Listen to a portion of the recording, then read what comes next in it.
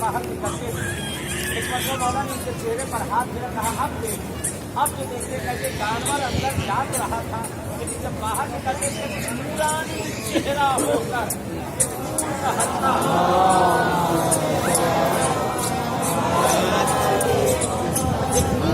हल्का आता था और सब नूरानी चेहरे जैसे फरिश्ते बाहर निकलते थे। कहते मौला ये क्या माजरा है? कहते आए थे यहाँ गुनहगार, आए तो थे यहाँ गुनहगार।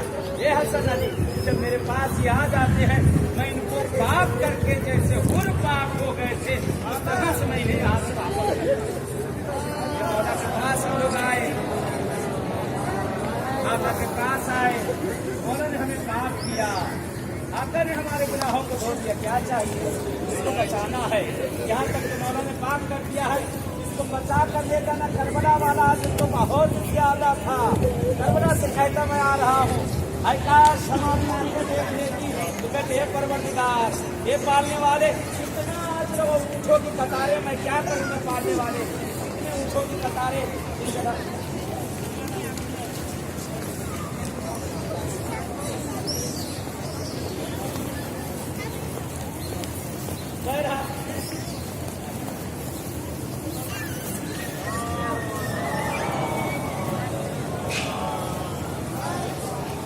बनने शहजादी का नाम हदीये में आया है, शहजादी ज़ैनब सलामुल्लाह अलैहा का।